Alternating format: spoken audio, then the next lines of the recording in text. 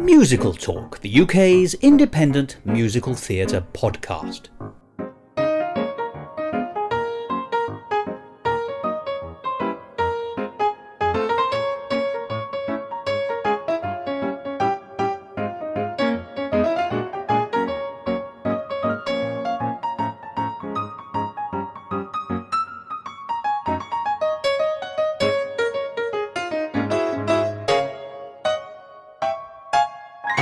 Hello and welcome to another edition of Musical Talk. I'm Fosse Ribbits. And it's an interesting thing, or it seems interesting to me, that throughout my life I've regularly been called Robert. I think it's something to do with the juxtaposition of the vowels in my names. We all like a good vowel movement after all.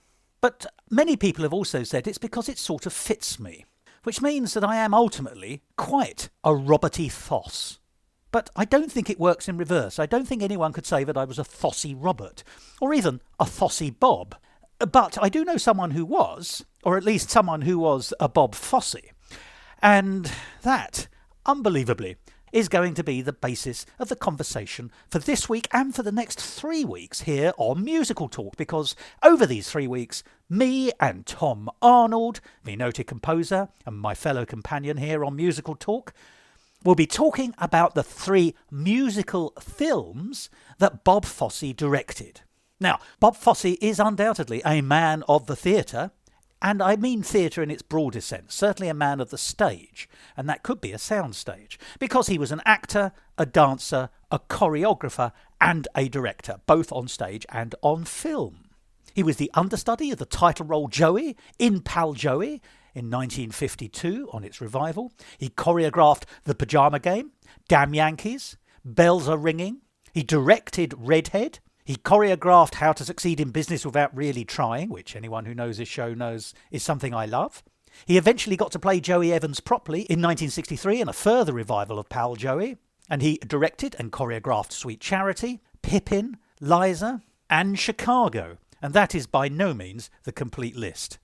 But for the purposes of the next 3 weeks here on Musical Talk, we're going to be talking about his 3 musical films. And they are Sweet Charity from 1969, Cabaret from 1972, and All That Jazz from 1979. Now, of the 3 of those, All That Jazz is undoubtedly the most obscure, and possibly the one that people don't think of so much as a musical. It's certainly autobiographical, but to deny that it's a musical would be wrong. And we're going to be giving away spoilers for all 3 of those films. Now, in fairness, All That Jazz, the most modern of the 3, was released 45 years ago at the time of broadcasting this episode. So you've had plenty of time to catch up. But if you don't want the spoilers to any of those 3 films, go and watch them first and then come back to this recording. And particularly in the case of All That Jazz, there are some handbrake turns and some theatrical coup de théâtre, if you'll pardon the mixed metaphor. There are some things which are truly amazing, both cinematically and narratively. So there is something to be said for seeing the film before you listen to Tom and me talking about it. So what are you going to get in these 3 weeks? Well, as I say, we're going to be talking about the film directing work of the amazing Bob Fosse, and we're going to be looking too at his choreography. Because I think we all think we know what Bob Fosse choreography looks like.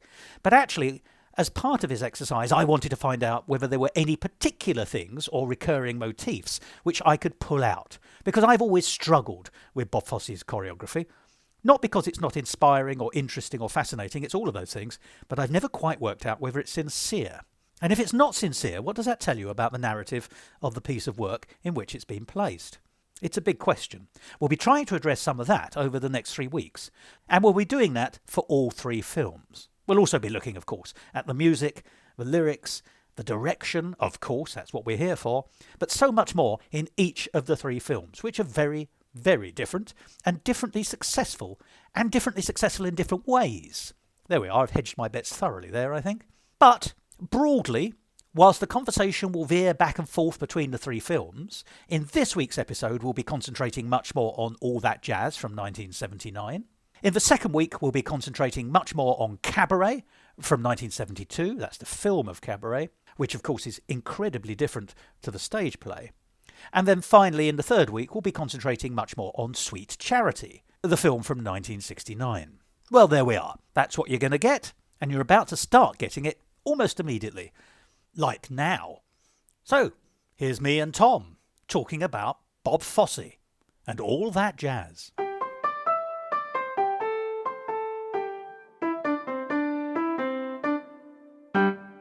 Musical Talk, the UK's independent musical theatre podcast.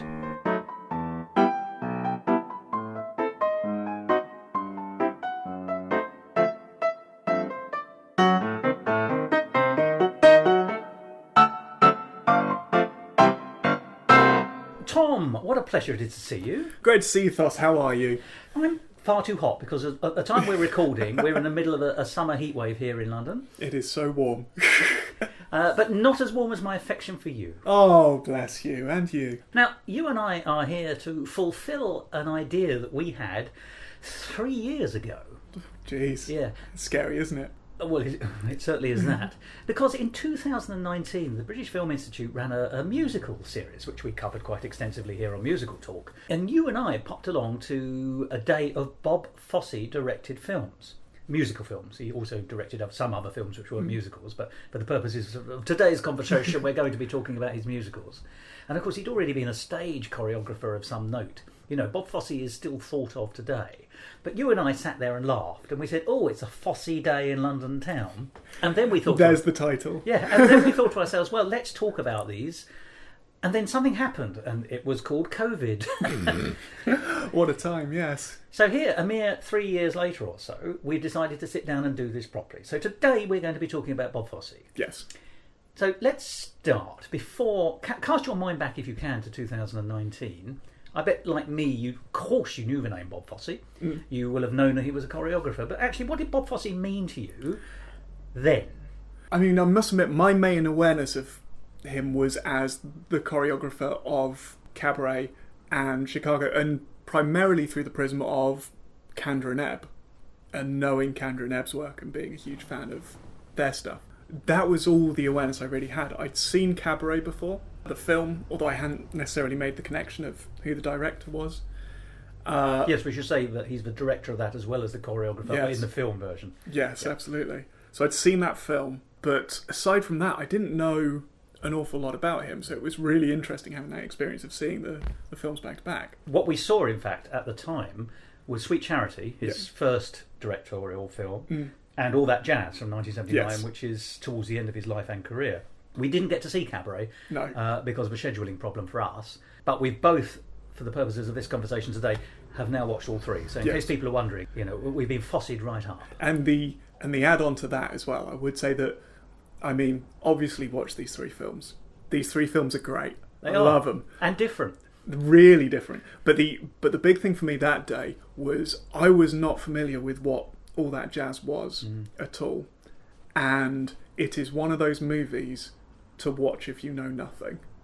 So if people are listening and have not seen All That Jazz and have no idea what it's about, stay like that and watch it, because it is a ride. That film. It's an amazing film, and I remember you being astounded when it finished. I had an interesting emotional response to it, and then when I watched it again this week, I had a very different emotional response to it. So I'd like to talk about that in a minute. But this conversation essentially is going to be talking about the three Fosse films where he is the director, but also choreographer.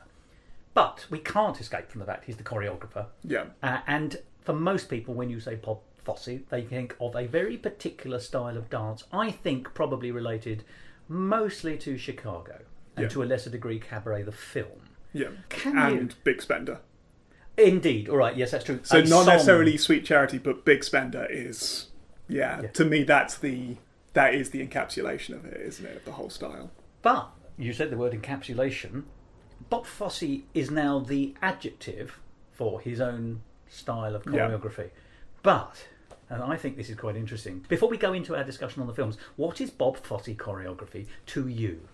It is still is the key thing. It's the precision of movement that is, I mean, I'm not a dancer, but he's using stillness to draw your attention to specific things. And what I then found really interesting from that then into these films is how often he is using the same principle as a director. It's not just in his choreo. He's using still camera work. He's something that I've never really seen done in film before, where he's got extras in shot in freeze frame to draw your attention to specific parts of the frame. It seems to be a principle that runs from his choreo through his filmmaking in quite an interesting way, and I particularly noticed that on this rewatch. Would you say that's the encapsulation of the dance style, though? Well, I would, but Yeah. in 2019, and until we sort of undertook this exercise, I would have said exactly that. I would have also suggested a couple of other things. A slight raunchiness, Yes. not across the board, but there is a kind of sexiness implied without necessarily a great deal of sexiness being visible. And there's a sexuality to the dancing, but it is dark.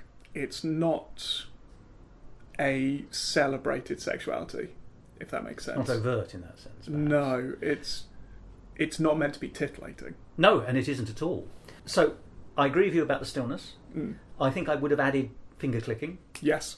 I think I probably would have added tipped hats, which is an odd thing to say. Yeah. But I associate a lot of bowler hats and hats with Liza Minnelli and Cabaret and in Chicago. They're not wearing much else in Chicago, but they've normally got a hat on. Tom Jones will be very pleased. So an implicit sexiness which isn't actually visible, so it's implied. Finger clicking, which is percussive, and I use that point because I'm going to be coming back to that. I've mentioned the hat, which sounds stupid, but I'm going to describe that hat as a prop, which I also think is I've come to realise is important. I would have suggested stillness in the body, but with movement of limbs. Yes. So the contrast between still and moving parts of a mechanism, in this case a human mechanism. Crooked elbows and knees as well. Yes. The usual, your Strictly thing of the long lines is not here. The arms are crooked, the fingers are sort of splayed in a slightly funny way. We're not looking at those kind of ballroom lines, which is quite interesting as well. But then what it isn't in any way is naturalistic. No, it's very non-naturalistic. So, which leads me and led me for years, and I'm still struggling with this, and I'd love to know your view on this. And then we'll start talking about the films, and then we can uncover what we have learned ourselves and see where we match.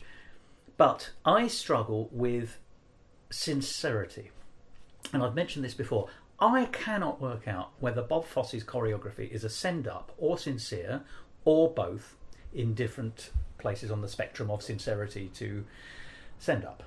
Because some of it is so ridiculous and over the top, it looks to me that it isn't sincere. Is it meant to be comic? It is meant to be comic, yeah, and making a point. But whether it's so far removed from reality, it's so cartoonish, but it doesn't feel sincere, which is odd. That's how that is a question I've got, and we'll be revisiting that. So, do you have a view on that before we sort of enter into the Bob Fosse cave? I mean, it's an interesting question in terms of these three films, isn't it?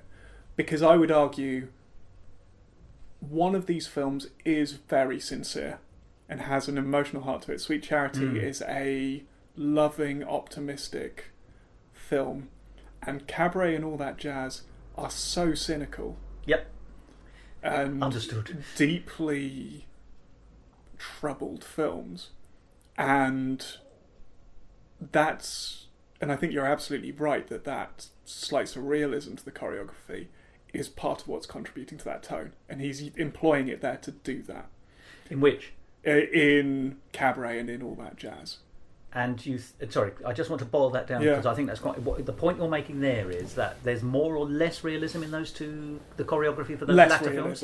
Less realism. They're the ones where he's. It's not send up. But he's using it to comment. You see, I'm going to have to disagree with you already, because I think that he's at his most Fosse-esque in his choreography in Sweet Charity, and therefore I think he's at his most stylised, not across the board, and there are certain songs where it's quite noticeably not there, but I think of Fosse dance being shown to its best or worst, depending on how you respond to it, but at its utmost Fosse, I think, is reached, ironically, in Sweet Charity, and obviously we think about the Kit Kat Club stuff in Cabaret, which is certainly not realistic. But I think there's more variance in that. And I think there's actually, funny enough, a lot more. Although there's once again obviously Fosse-esque moments in all that jazz, I also think that there's a lot more sincere movement in one or two of the scenes there which have been choreographed. Interesting. So that's my take. My take is actually that he moves away from his own archetypes as he moves through to darker material. Oddly, that's interesting. I hadn't necessarily clocked that in all that jazz. I think there's definitely something in that with Cabaret, in that the musical numbers in Cabaret are diegetic. yes, So every single one. yeah, so we are being presented with a real environment and a real dance performance. Aside from Mein Herr is probably the most Fosse in that film. I'm trying to think of another sort of other songs that happen in that, but other songs in that are more leaning into almost a stereotypical music hall aesthetic, which means drifting away from that. But Mein Herr stands out to me as a particular moment where we are doing all the using chairs as props, the iconic bowler hat, and I mean that iconic image of Cabaret is Liza Minnelli in that number. Yeah. So a woman in a leotard and stockings on a chair with a hat. Yeah, it's the with a crooked arm holding the hat. Exactly. The angle. Yeah. You're right. That's the iconic Fosse image, isn't it? And I'm trying to think through all that jazz now. I mean, he almost parodies himself in all that jazz. Oh, I think the word almost is entirely wrong. Yeah. He completely... The whole Fly With Us sequence number is so funny as a complete send-up of his own style. In Chicago in particular, though. Yes. Yeah. Which as that's an autobiographical piece, Yeah. it's about the making of Chicago and his film Lenny, the Lenny Bruce. That's right, which is called The Stand-Up in this. Yeah. However, I will just say there's a throwaway moment, because it's a fairly obscure Kander and Ebb musical, but when he's in all that jazz, the central character is an a faintly disguised Bob Fosse. Yes. He's in autobiographical mode, so I think he's called Joe, isn't he, the character? Joe Gideon, isn't he? That's right. Brilliantly portrayed. But when Joe is talking about some of his previous shows, he makes reference to a show called 50 Beautiful Girls 50. It's a real throwaway. But there's a Kander and Ebb show called 70 Girls 70. Right. But it's not a common one. I mean, Yeah. you need to be a relative aficionado to have heard of that. And that's just a throwaway. But obviously, it's clearly that it's his Chicago experiences that he's drawing on in the choreographic scenes that we get to watch, the rehearsal scenes. Definitely. But right, let's boil this down then, because at the moment we're still struggling with the concept of Fosse before we talk about the nuts and bolts that take us there. Of the three films, then, what is the most Fosse-est, in choreographic terms, scene? You've mentioned Mein Herr from Cabaret, but looking at the three films, if you were going to say to someone, this is distilled Fosse, go and have a look. So this is the interesting thing, where you're talking about Fosse as a choreographer as opposed to a filmmaker. Because to me, the ideas he's interested in, that kind of thing, and him as a filmmaker, that's Cabaret and that's all that jazz. The Fosse-est number, though, as you say, is Big Spender. Oh, no, I didn't say that. You did. But because I don't agree. But choreographically, I'd say Big Spender. I think there's also an element of that. That's one of my earliest memories of seeing somebody telling me this is a Bob Fosse number, and then watching that clip, which is stunning choreography. It's obviously brilliant. It's what it was in the stage show as well, pretty much. What I found watching it is it's weirdly one of the least interesting bits to me of Bob Fosse as a filmmaker, because he recreates what he did on stage, more or less, and doesn't seem overly interested in what he's going to do with the camera to do that. Aside from there's one shot that I love where they run forward to the bar and the camera rushes in towards them, and the sense of momentum is really exciting. There's a couple of flash zooms as well when the man enters the dance hall and all the women suddenly turn around because, look, fresh makeup, as it were, or a chance to make money. I think he's doing some clever stuff with camera work, but it's less showy. It is, but I am. You're right. I'm still hooked on Fosse as choreographer. Yeah. And if I was being asked to show someone a scene I thought that represented, now I'm probably going to unravel my own argument. But I was actually going to suggest, in an encapsulated form, I'm a brass band from Sweet Charity. Right, okay, Because I think it's most clearly on display his, I'm not going to use the word tricks, but that is a synonym for his approach to choreography. And yet, I can also think that the way I have subsequently distilled down what I think of as an archetypal Fosse choreographed dance scene is perhaps Big Spender or perhaps Rich Man's Frug, although that's cheating because it's three different scenes together. Oh, yeah, I'd forgotten Rich Man's Frug, but that goes without saying. Yeah. The whole film stops to admire that. To show us Bob Fosse at his... Yeah. Perhaps his Fossiest then. Yes. Yeah, so we are sort of on a similar page. And that is definitely comedic as well. That is absolutely the whole purpose. The whole purpose is to show absurdity of rich people. It's satirical. That's absolutely the point there. And weirdly, the thing that makes me think of more than anything is Monty Python. That whole sequence. I don't know what it is. It's something about the physicality and the characters that you're seeing that look so much like Terry Jones type or Eric Idle type characters where they're in the posh suits. It's Terry Jones is Mr. Creosote, isn't he? And then I can't remember who it is who comes to serve him. It's that character to me, every character in the Rich Man's Frug. Oh, it's funny you should say that, because I was actually going to draw a different thing. I could parallel that with Monty Python from Monty Python First on television, but partly because of the fashions, because I think they're both late 60s. Monty Python on television is 1969 in Britain. Yeah. I think Sweet Charity is... Late 60s. Late 60s. And it's the most 60s film, isn't it? Oh, absolutely. It's yes. Which is interesting as well, because I was sort of reading up a bit on the history of these, and that Sweet Charity, I'm pretty sure, did not do well. As a film at the box office didn't do well, whereas Cabaret was a huge bounce back. And there's something in the because Sweet Charity is late 60s, isn't it? And I wonder if there's an element of surely we've moved on from this now, because it's the most 60s film. It's the 60s that Austin Powers is parodying. Oh, absolutely. Well, it ends with hippies, for goodness sake. Yeah, the fonts used in the opening sequence is the same font as the Austin Powers sort of title card. It's got modern religions. Yeah. It's got flowers being handed out. It's got Sammy Davis Jr. in a pair of leather trousers. Yes, I agree with you. Incidentally, since we've mentioned Sammy Davis Jr., let us. It's not in the film, but Sammy Davis Jr.'s version of If They Could See Me Now is so good. Ah, yes, but I agree with you entirely, except it's got an awkward lyric change. Yes. Because the genders... Well, yes, yes... But I don't. It's funny enough. The lyric change I don't like. 'Cause I think Dorothy Fields. I've got to mention Dorothy Fields. I think Dorothy Fields is an amazing lyricist and one of the great women of musical theatre of the 20th century. Absolutely. And she went on for so long. This is a late flowering, and in some senses is one of her great legacies. But in the original, Gwen Verdon, I suppose, would have sung Shirley MacLaine in the film. Mm-hmm. It's a bed made of three kinds of fur. Yeah.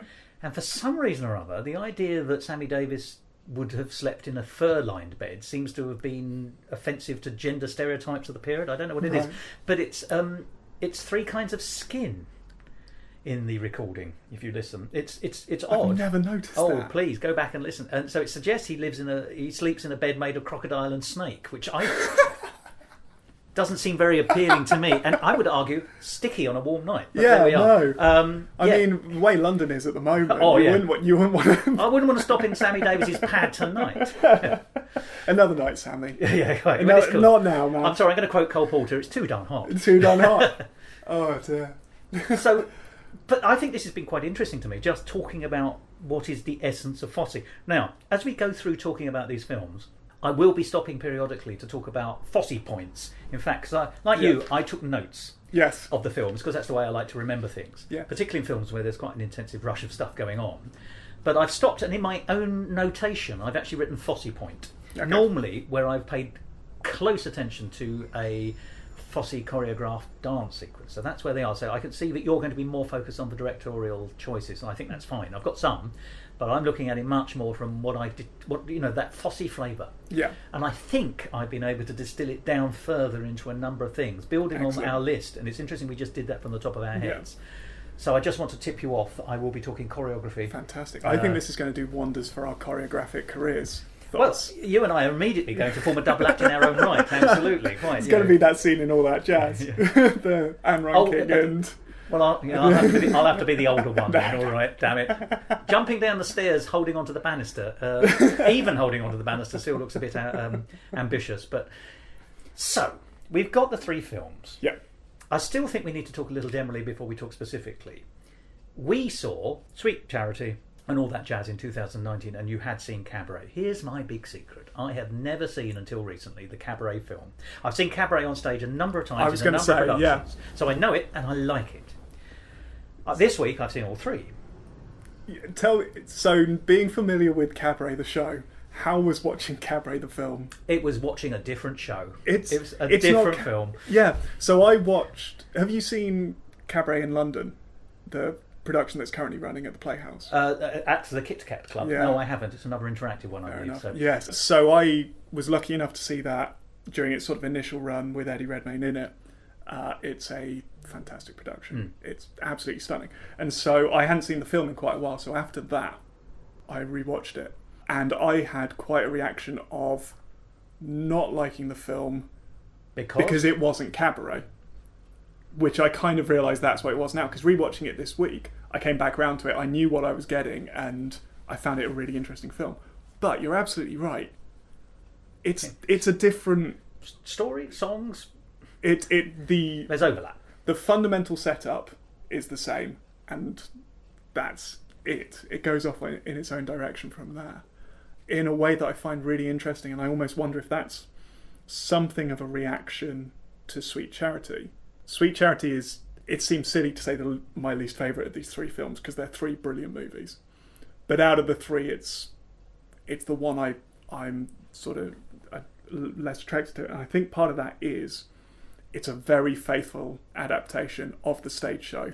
It feels like theatre on film. It really feels like theatre. Which is why I love it, interestingly. Interesting, okay. But please carry on. And certainly if we think in sort of the modern day of when we see musical adaptations on film, the ones I gravitate towards are always the ones where they've taken risks and they've gone, we're doing the film of this. There's a lot of people in the industry don't like the film of Sweeney Todd, and I love Tim Burton's Sweeney Todd. Again, partly probably because it's my introduction to Sondheim. But that is a film that completely reworks the show and is willing to take risks with it. And I wonder if partly Sweet Charity is the longest of these films. By some margin. 2.5 hours. It feels like a Shaggy Dog story in the way the show does, whereas Cabaret and All That Jazz rock it through. And I wonder if... Sorry, to bring it back. No, I'm interested. But I wonder to what extent this approach to Cabaret was a response to the reception to Sweet Charity. I think almost definitely. I think that's true. I mean, what's interesting to me is, of the 3 films... Well, let me give you my initial responses from 2019. Yes. I love Sweet Charity, but it's a mess. Yes. But it's a great film and a terrible film, but it's a great film. Yes. Write that down and look at it. But I love theatre slightly more than I love film. Right. So for me, the fact it's sort of a faithful representation this is as close as... Of course, it's cinematic. You know, the I'm a brass band sequence, whether you actually see a brass band dancing up a street, is not what you get on the stage. But it still feels structurally like a piece of theatre. And it starts with an overture. Yes. And to make sure we understand it's an overture, there's a subtitle that says overture. And it's the same with the entr'acte at the beginning of Act 2. I mean, it says we are starting Act 2 now, essentially. Yeah. However, it is what it is. You can certainly tell it's his earliest film. And he's experimenting, and some of those experiments work and some of those experiments don't work. So this is in 2019. I hadn't seen Cabaret, so I can't give you a judgment on it, although I love the stage version. I really enjoyed Sweet Charity. I really didn't enjoy All That Jazz. I thought it was a powerful film. I thought it was quite a striking film. Yeah. I thought it was an amazing film. But did I enjoy it? I did not enjoy it. That's fair. This week, when I sat down to watch all 3 on different nights, you'll be pleased to know, there's only so much you can take, even if you're enjoying it. And I did. What I found surprising to me was the film I was least looking forward to seeing was All That Jazz. Yeah. And on a second viewing, I thought, this is an amazing film and I love it. So it's taken me a second viewing to realise that this is something really quite special. Yeah. And to enjoy what's special about it, not just to recognise it was a striking film. Yeah. The film that I enjoyed least was the film I thought I was going to enjoy most, which was Cabaret. possibly for the reasons you've described, because it's so far removed from the theatrical production, but there are other reasons. Yeah. And the film I most enjoyed was Sweet Charity. Interesting. Because actually Sweet Charity is the easiest to engage with in some senses, and also Yes. has a central character who is so much nicer than any of the other characters we're going to see. Yeah. You know, she really is the girl with the heart of gold. Mm. In fact, she's described, isn't she, in the opening credits? They actually, The Adventures of a Girl Who Wanted to Be Loved. Yeah. They give you a subtitle. Yeah. You know, straight back to Gilbert and Sullivan. And I mean, the title even is Sweet Charity. Yeah. She's meant to be lovely. It's the Yeah. whole setup. Yeah, it's not that bitch Charity. Yeah. That bitch. if And I he'd- apologise for the usage, but you understand what I'm he'd saying. made, Yes. if he'd made that film between Cabaret and all that Yeah, jazz, yeah. that's what it would be called. Yeah, grim charity, cold charity. Cold Charity. Yeah. It's all black and white. Oh dear. So that was quite interesting to me. Can I ask you Yeah.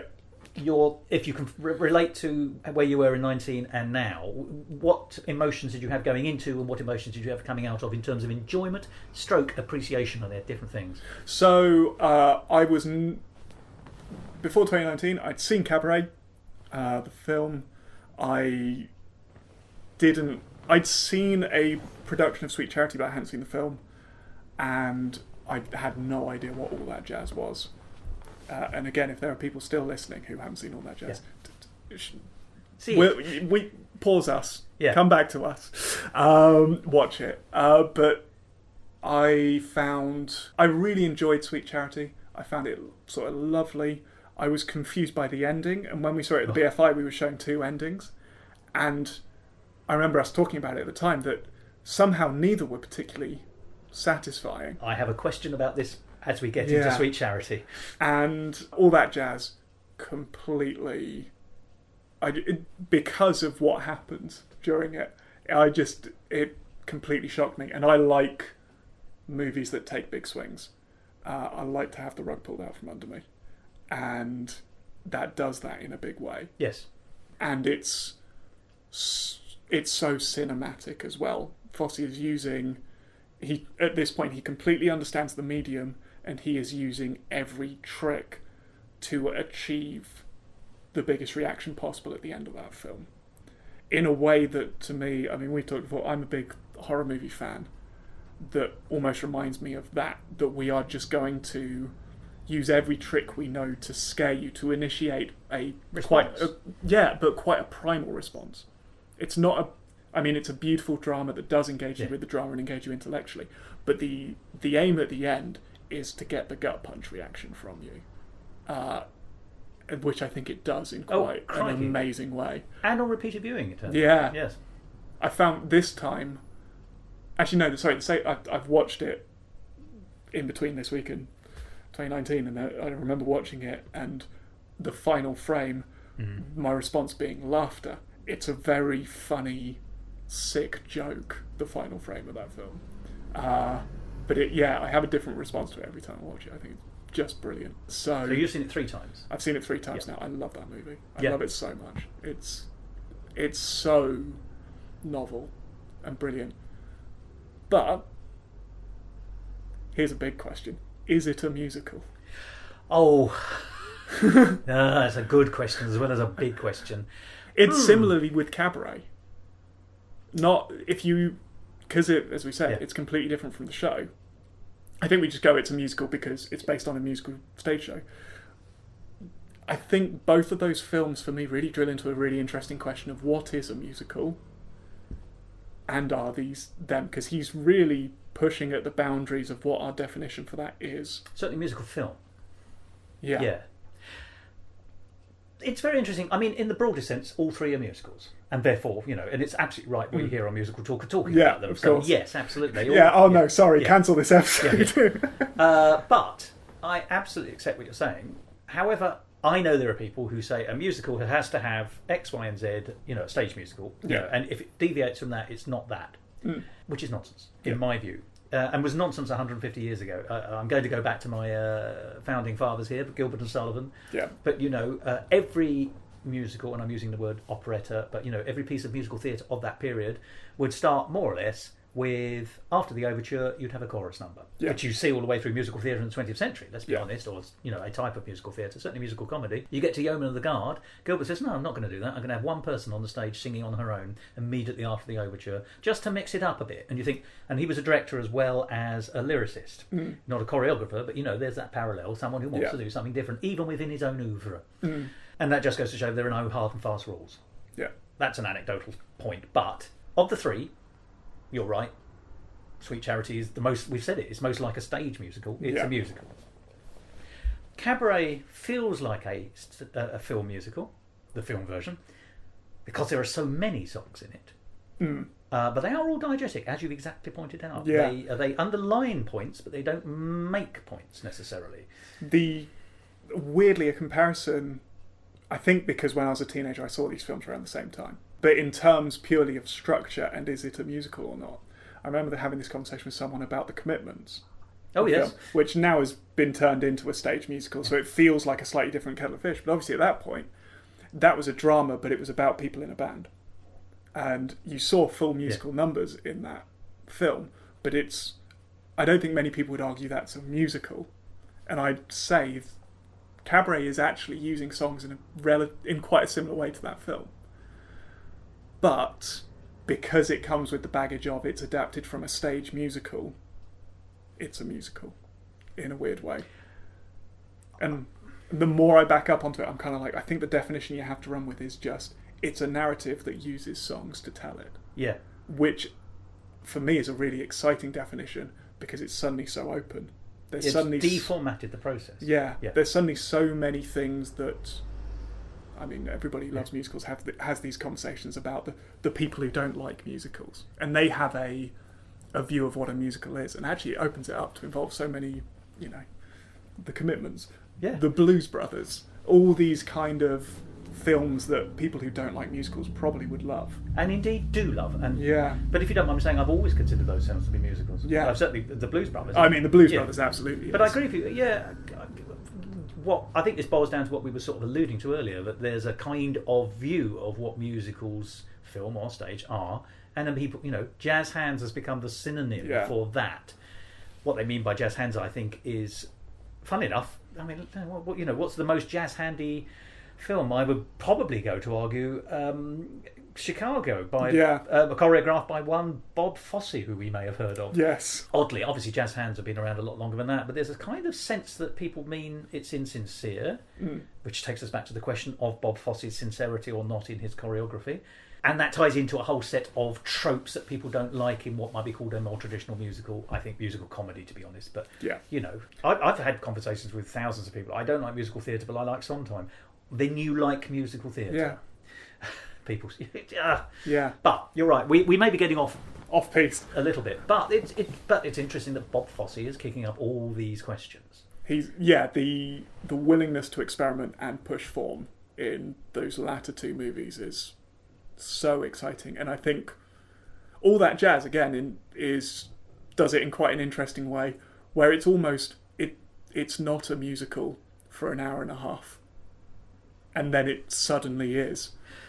Well, in quite an exciting way. There are obviously musical numbers before that, but they are kind of these diegetic moments that are not breaking up the real world. There's a world where all that jazz is the straightforward Oscar bait biopic that we now see come around every season. Featuring that new actor, Oscar bait. Yes, exactly. Oh, he's wonderful, isn't he? But aside from there's the surreal angel of death that keeps interrupting. Yeah. Aside from that, we are shown a very normal, real world. Very. Up until the heart attack. And then it turns into this full-blown musical comedy send-up in a way that, say, like Follies does or something. I'm glad you mentioned that, because I want to talk about precedents here. Yes. But I didn't want to stop your flow. Yeah, and it's a really exciting and strange shift, and is part of what's so unsettling about that film. But I would argue that, and we're sort of going in reverse order, but I'm sure we'll talk about the films in more detail in a minute, but I would argue that All That Jazz, which is by far of the three films the most interesting, that definition I think It's the most striking, it's the most interesting, it's the most suited only for film. Yes. I can't see that on stage. You could not do it on stage. Well, you can never say that, but yeah, but it doesn't look like it would be an easy fit. And it's also so reliant on the edit. It's so reliant on quick cutting between locations and the real world and this Angel of Death. It's for just lines. Oddly, it shows its own working there, doesn't it? Because we see the Fosse character Joe editing his other film, and painstakingly editing his other film, which shows you what Bob Fosse did to make this film, that jazz, work so successfully as you've now identified. But I think it has two proper musical precedents, and you've mentioned one. Follies, Sometimes Follies. Yeah. Because Sometimes Follies is a series of songs which are mostly Follies songs. There's a few songs which are non-diegetic, but actually quite a lot of songs which come out of it. But it's a peppered story about human relationships. And then at the end, we see in imaginary environments, the illustrations of the psychology of the principal four characters. And not just in general terms, but specifically where they are there in that point in their life, and indeed at that point in that day. In Ben's case, as he has his breakdown on stage. Yeah. In the film All That Jazz, they are sort of... Well, they are, aren't they? They're hallucinations on his deathbed sort of thing. And it's interesting, the choice of songs is all retro. Yeah. All the songs from... In that hallucinogenic... In the I can't say it. All the songs in that sequence at the end, which are hallucinations... are from the first 20, 30 years of the 20th century. Yeah. They're all throwback songs, except for Bye Bye Life, which is a 50s song, of course. But even then, that's a reworking, so that's a cheat. But, the Follies, it's a Follies sequence, and it is Follies from Follies. The big tableau, if you like, are at the end. There's another musical that does that, and it's a film musical, and in my view, it's the daddy of film musicals. And in fact, I think there's a lot of flavours from this film musical all the way through All That Jazz. And I'm not sure people spot them. So I'm going to ask you, you're looking at me slightly quizzically. First of all, can you, right from the beginning of film, so we're talking one of the first successful film musicals. In fact, I would argue the first successful film musical in its own right. The only one that's springing to mind is 42nd Street. You are 100% correct. Yeah. Yes. Would you like my thesis? Go for it. I'm glad you said yes, because you're going to get it anyway.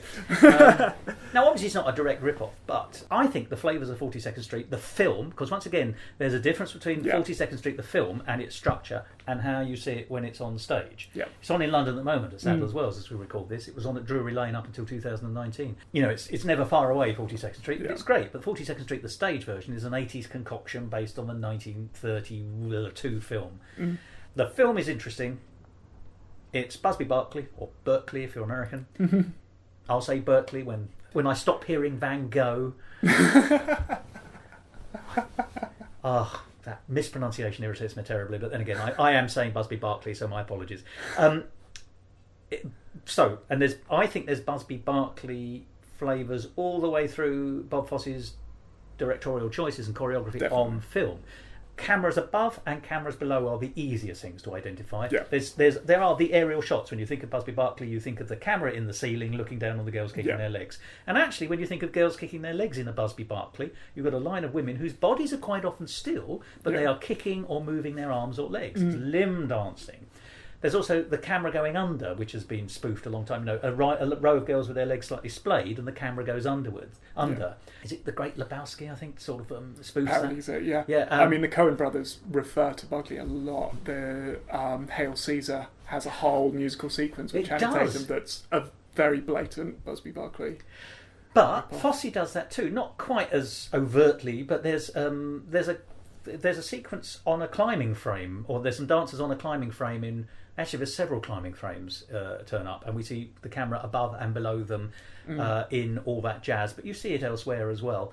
In fact, I think in the Rhythm of Life sequence in Sweet Charity, you can see it too. But it's dotted over the place. But the structure of 42nd Street, the film is really interesting. You start with the cattle market as and that is the phrase used, by the way, for picking who's going to be in your chorus, picking your cast. You've got lots of people on stage, and then you whittle them down, and you get that in 42nd Street, and you get that in All That Jazz right at the beginning, near enough. Fine. You've got the imperious director, who is the saviour of the show. They all, everyone knows who the genius in the room is. It's Bob Fosse stroke Julian Marsh. It's a Julian Marsh production, damn it! My favourite line from all musicals.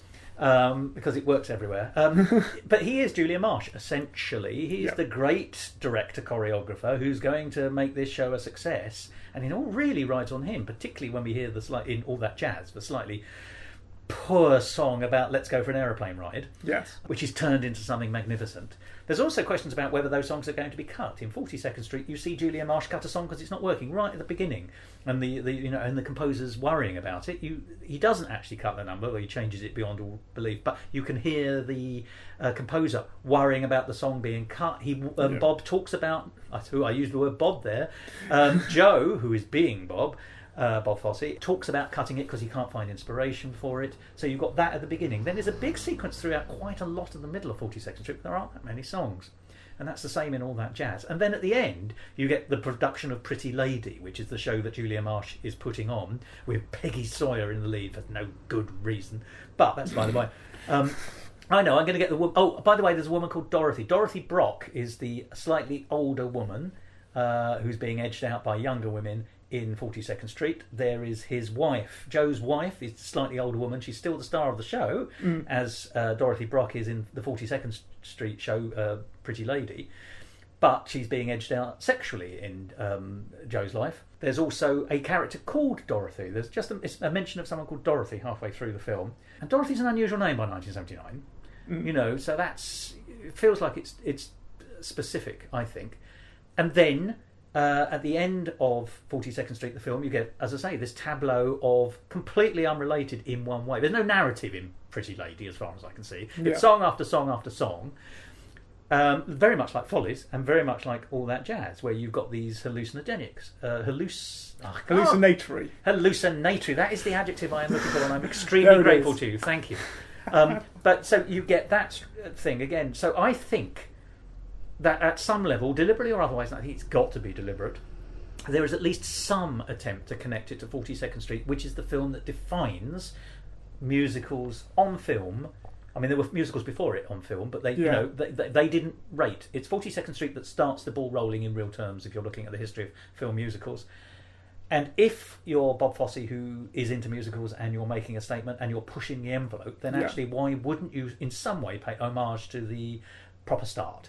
You could also argue, bearing in mind how few successful film musicals there have been since 1979, that it's the beginning and end of film musicals, but that's a discussion for another day. Sorry, that was my thesis on, I shall write this down, that is why I think dinosaurs are thin at one end, talking Monty Python, fat in the middle and thin at the other.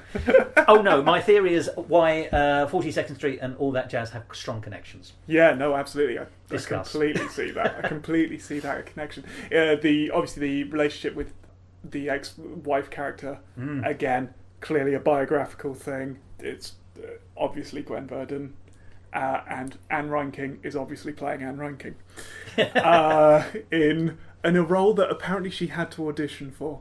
Cheeky. Which is wild. Yeah. I still haven't got to it. There's a drama series called Fosse Verdon. There is. With Sam Rockwell as Bob Fosse. Well, that's the way I would have cast it. I don't think he'd make a very good Gwen Verdon. No, I don't know. Not red-headed enough, you see. I don't know. Sam Rockwell's very good. He's talented. He's very right, good. True, yeah. But that gets into the weeds of all of that and all the interpersonal stuff. There's off mic, we were having a conversation before about related to separating art from artists and that kind of thing. What All That Jazz does raise in a stunningly honest way, but still quite nauseating way. Bob Fosse really is upfront about what an awful bloke he is. Yeah, it's striking, the honesty of it and his own self-awareness. Well, but it's still it's a very strange film, and I've watched that film with my partner who did not enjoy it because she took against this central character in a way that I think is completely understandable. The film at the end of the day does celebrate him. He is a tortured genius, is what's presented to us. I would argue that he's a torturing genius. Absolutely. and I can see why he's a very unpleasant character, but he's semi-autobiographical. How much do we know that he is like Bob Fosse? Obviously, there are life points, but actually, is that painting we're being offered a fair one or not? I don't know the answer to that question. But I accept the point that the Joe character is a deeply unpleasant character. Yes. There's no doubt we are definitely meant to read that is Bob Fosse. Oh, yes, I absolutely accept. I think, but is he painting a true picture of himself? You said it's honest. Yeah, it's okay. So it's what he wants us to think. That's very true, but it's warts and all. Yeah. He is. He's not gone for the traditional process of saying, "Here's a nicer version of me, which I'm presenting for the public." No, but I don't know that it's. Is he as bad as he's painting? Is he worse than he's painting? Is he better than he's painting? I would argue, and we will never know. We can't ask him. No. Well, you can ask him, but you won't get an answer. I'm sure whether he was or not. I'm sure he believed. Oh, yes. He was as bad. So in that sense, it's honest, and the film is very much from Joe's subject. It is not an objective film. We are in Joe's head the whole time. We see his morning routine. We see it's showtime in the mirror. Yeah. I think we are seeing his own life through his eyes and what he thinks about himself.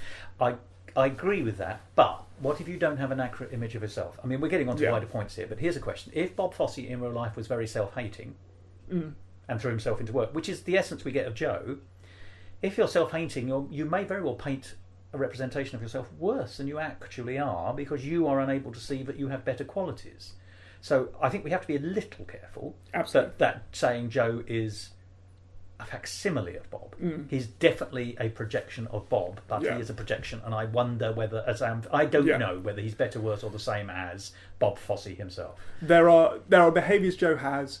Obviously, he is allowing women to sleep with him on the promise of a job, which is, by which I mean a professional paid job. Not yes, absolutely. But that is... How rude. I mean, something that we have, was unfortunately rife in the industry, and the industry is making strong efforts to move away from as a practice. And Joe clearly seems to think low of himself for doing this as well, I would argue. Yes. I mean, that's a weird behaviour to make up if that didn't happen in real life. Yeah, you see, right. Let's pull on these threads. I don't want to interrupt you, but no. I think what's very interesting there is that he is painted as this terrible, in a way, misogynistic man who certainly uses women for his own advantage and pleasure and hedonism. In fairness, along with a number of women who wish to be used that way, certainly the character who's in the chorus line who gives him her personal telephone number, and that's mentioned. There's a suggestion that there's an element of two-way street there. But I think the thing that's interesting to me, and I don't want to get caught up in that, is the flashback sequence. It's the only flashback sequence we see in the film, I think, where we see 14-year-old Bob Fosse, the dancer, who's in the dressing room in what is essentially a strip club. It's certainly a very divey place. You've got naked women dancers doing stripteases. You've got a rather cheesy comedian trying to get any kind of response whatsoever. It's quite a sad role, that one, because obviously people aren't there to watch the comedian. They're waiting for the girls. Whose jokes, it has to be said, in the film, I find him funnier just in purely his material than the stand-up in the stand-up. Oh, gosh, yes. Yeah. It's one of the few weak points of that film. I find very confusing that it's almost like they're not trying... I don't know if it's a deliberate creative choice that he's not funny. But I think Lenny Bruce was always such a difficult character. I know it's not Lenny Bruce, but it's a Lenny Bruce alike. And it was Lenny Bruce in the original film that Bob Fosse did. Yeah. Lenny Bruce is essentially dead culturally now. There's a number of people who have arisen from his legacy and have also passed. But I wouldn't actually say, and I could be wrong, that Lenny Bruce works very well in a British context either. Maybe. So I think the character and the legacy and the iconic status of Lenny Bruce, who is the avatar that we're seeing in the film... The stand-up, which is being edited by Bob Fosse in the film, all that jazz. Write this down, everyone. Is not aimed at a British cultural sensibility. Yeah. So I don't think it works for you and me. It might work in America, and I don't know. But I agree with you. Yeah. It's not an interesting monologue that we're getting about life and death. It's essential for the plot all that which you can jazz. see. But you're right. What I like about the comic in the sleazy joint, exactly as you've said, is not so much actually, funny enough, his jokes, although the jokes are fine. It's his responses to the jokes about trying to, defibrillate his audience into any kind of emotional reaction. Actually, I really love his cynical self-awareness and awareness of where he is. But it's a really interesting point. And to be honest, there is so much to pick on these three films, and we're only really looking at which is the reverse order we saw them in, and made. But he treats women terribly, as we've said, and there's no doubting that, and he doesn't doubt it, and that's offered up for us to judge. Absolutely. But the one flashback we get, 14-year-old him in a white suit, ready to go on stage to do a little bit of variety in this otherwise sleazy club. He's going to go on and do a dance scene for 3 minutes, just a top hat and tails dance number. Happens to be a white tail suit, but there we are. And as he's about to go on stage, three very barely dressed strippers basically, they sort of sexually ambush him, actually. I think, he is sexually abused, I think, is the only way of it. And not wishing to put too fine a point on it, he's then humiliated because he's taken, I have to say this, he's taken to the point of orgasm and has to do his dance routine with it very clearly wearing a soiled suit, he said gently. And everyone starts laughing at him. And bearing in mind we have seen the comedian unable to get the audience to laugh, the very fact that we do see the audience giving you a reaction to his public and abject humiliation is, I think, a really important beat. And that must be, I imagine, certainly I think we're led to believe, that must be the most humiliating point in his life, where he was publicly humiliated by women. Obviously, 3 women, not all women. Yeah. But I think that's being offered up as a justification for his later misogyny. You can argue that's wrong, but I can't see why it's there. Oh, that's absolutely what the film is saying. Definitely, there's an interesting parallel to be drawn, as you point out. It's 3 women. There are 3 central female characters in Bob Fosse's life, and in the Folly sequence at the end, each of the 3 is given a number in which they interact with him. It's a song and dance number, not your number 4. yeah, exactly. Could number 3, number 2 to the shopping area, please. But that's very deliberately a parallel. Oh, indeed. And is all kind of is very consciously thought through. That's absolutely the the origin story he's putting forward, isn't it?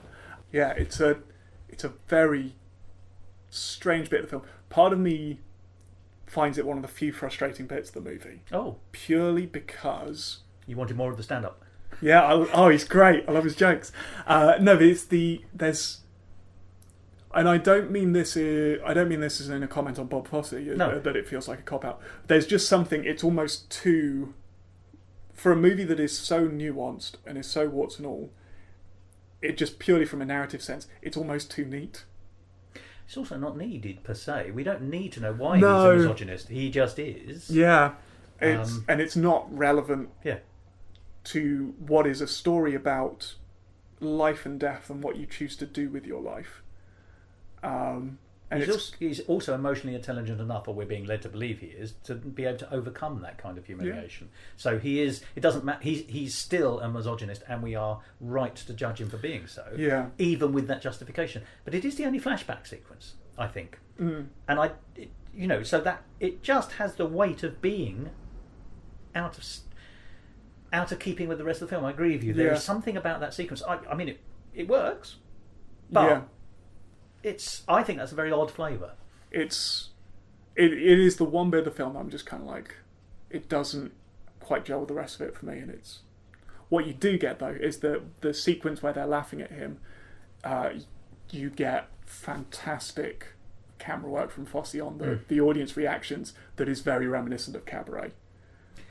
That is drawing on very similar shots in that film to me, and it's one of the places you really see that through line through the work. Musical talk. Well, there we are. That is an arbitrary end to that conversation, because you'll hear part 2 of it next week as it flows from this week into next and then into the third week. Next week, as I said at the beginning of the programme, we're going to be concentrating very much more about Cabaret. But all the while, we will continue to look thematically at those things which Bob Fosse brings as a director to musical film, and also what it is that can be identified as distinctly Fosse-style choreography. Because say what you like about Bob Fosse as a person, his legacy is immense. And we've all seen shows, both on stage and on television or film, where the choreography is very much in the style of Fosse, even if it wasn't originated by Bob Fosse himself. He leaves a legacy. And next week we'll be talking more about it. Well, that's clearly sufficient for this week. You can only take so much of a good thing, and if I'm involved, you can take even less of a bad thing. So, let's bring this episode to an end. Maybe not quite as bluntly as is the case in All That Jazz, I hope. You won't hear the sound of zips at the end of this episode. And if you don't know what I'm talking about, then actually, yes, I suppose that does sound like it has more than one possible meaning. But go and see the film if you haven't, and you'll know precisely what I'm talking about. And to give you time to do that, I'm going to say the word that brings the episode to an end. Here it comes now. Goodbye.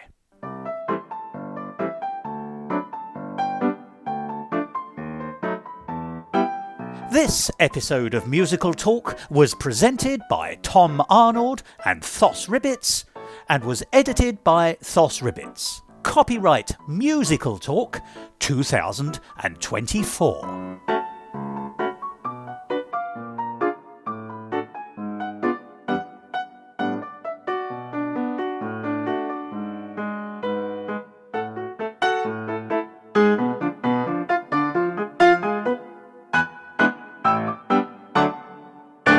To find out more about the world of Musical Talk and listen to past episodes, go along to our website www.musicaltalk.co.uk or subscribe to us on Apple Podcasts and follow us on the usual social media networks like Facebook, Instagram and X, formerly known as Twitter. And if you want to follow me on the latter, you can.